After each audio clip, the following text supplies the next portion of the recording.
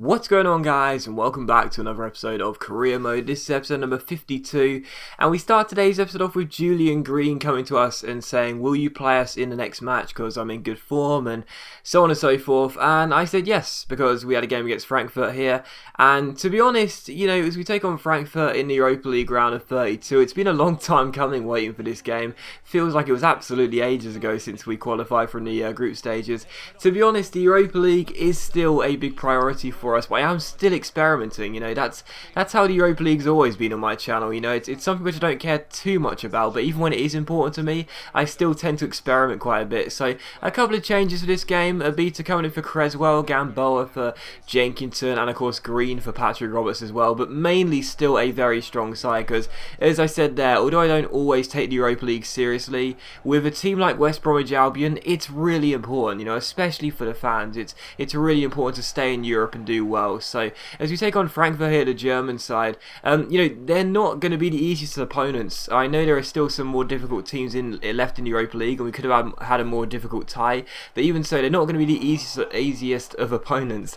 That's easy for me to say. And the first chance fell there in the 5th minute, but Ben Foster tipped the ball onto the bar, and we got the ball away. And in the 18th minute, we win us the ball back here. Saido Berahino collects it, finds him by Niang, who Ronaldo chops around Anderson and finesses the ball into the corner and makes it 1-0. So 19 minutes in, the home fans celebrate. It's West Bromwich Albion 1, Frankfurt 0, and it is indeed Niang who gets the goal. And you know, ever since Brown today got his injury, man, I never predicted Niang would be this good up top. You know, I thought he'd do okay because he can play as a striker, even though I think he's better suited to the wing. But the guy has just been incredible. But still 1-0. Feyenoord. Frankfurt almost equalised there, but the shot went wide. And in the 48th minute, Wellington Silva collects the ball for us here, gets himself inside, gives it to Yusuf Malumbu. Great little through ball into Berahino, and Berahino makes it West Brom 2, Frankfurt 0 in the 49th minute. Just 4 minutes after the restart, 3.5 really after the restart, and we are 2 goals up here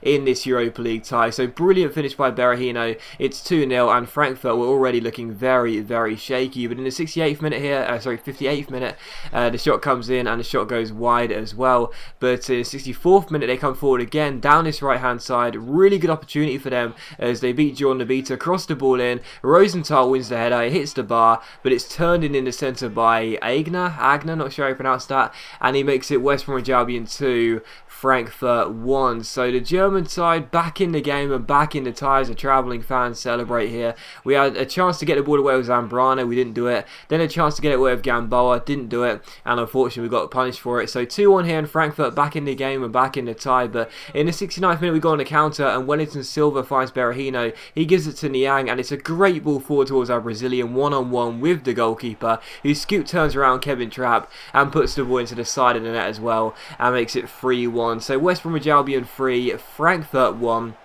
And we are surely on course for the win here. And I got very, very lucky as well, because I went through one-on-one. I thought I'd try and scoot turn around the goalkeeper, and I almost completely messed it up as I went a little bit too early. But thankfully Trapp also went to ground a bit too early himself, and that's why Wellington Silva was managed to take it round him and put the ball into the back of the net. So 3-1 here. And in the 90th minute, Frankfurt went in search for their second goal of the game, but as we got the ball away, it was a great chance on the counter. Berahino gives it to Anichebe. Anichebe holds the ball up, waits, finds Berahino. Great chance to seal the game and the tie to make it 4-1, but Kevin Trapp makes a great save and keeps it at 3-1. So Trapp, who I could possibly have been looking to sign next year if we agreed to get him on a pre-contract, makes a very good save there and keeps it at 3-1. And from that, Frankfurt came forward themselves here, and it was a really, really bad miss by Anderson as the header was flicked on and he should have hit the back of the net. Instead, he couldn't even hit the target. But still, the game did finish West Bromwich Albion 3, Frankfurt 1. So a very, very good victory at home, but the job isn't done, because we knew that Frankfurt, you know, they came through on quite a few occasions in this game. They hit the bar, of course, and did look very, very threatening. And we know that in Germany it's going to be a very, very difficult tie. There's no doubt about it. They'll definitely score in the reverse leg. it's up to us really. We need to get ourselves an away goal, because the away goal they have could prove to be very, very important, because of course if they win the reverse leg 2-0, even though it'll be 3-3 on aggregate, they'll still go through on the away goal ruling. So for us, we know we won't be able to defend. With our shambolic defending this season, there's no way we'll keep a clean sheet there. So our goal is to score some goals away in Germany. But the second game of today's episode is against Fulham here at Craven Cottage, otherwise known as Ivy Lane on the game. We take on Fulham here, and as we go to London for this game, it was really, really frustrating, because this game was being played on Tuesday night, and we just played on the Thursday night, so we had 4 days rest: Friday, Saturday, Sunday and Monday. Now we had this game on Tuesday, so a few players had to drop out of this game because they weren't ready for the game. They were all still a little bit tired on light green and yellow stamina, so a few players had to miss out of this game. But we also knew as well that on Thursday night we'd have the reverse leg in the Europa League, so we have literally 1 day, and that's how annoying this is. And we expected this, we knew this was going to happen, we knew we'd have a congested fixture list this season, but that's how ridiculous it is. We play this game on Tuesday night,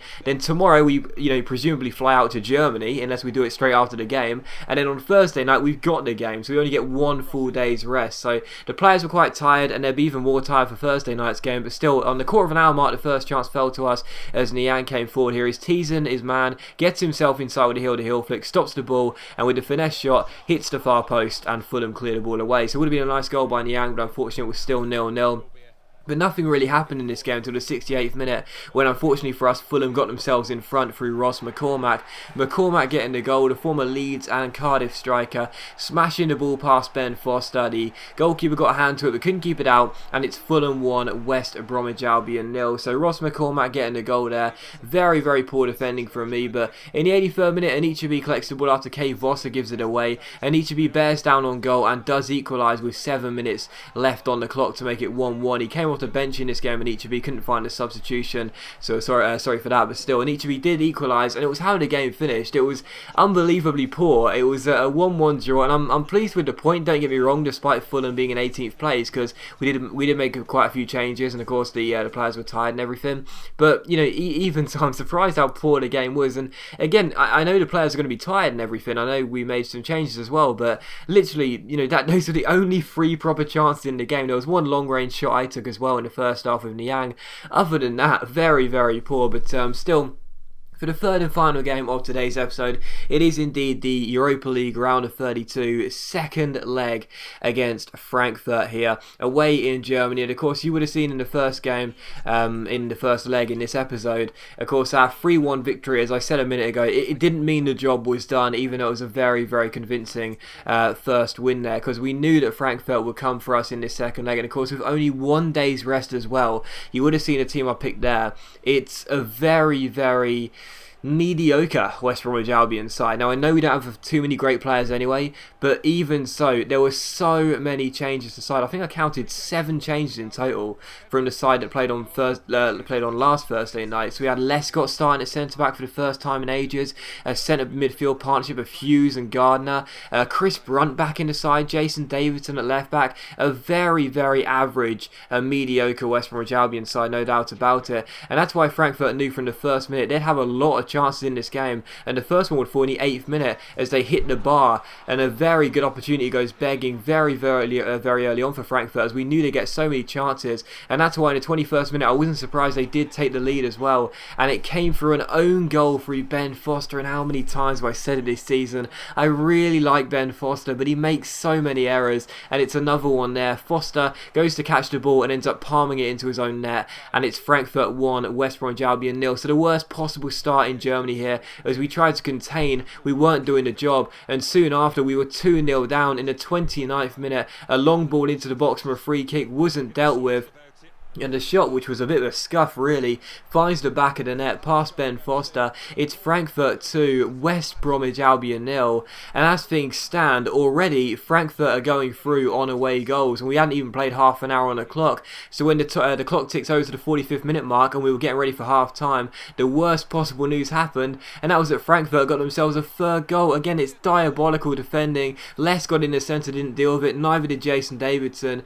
and in the end it's turned into the far post, and away in Germany, it's the worst possible half.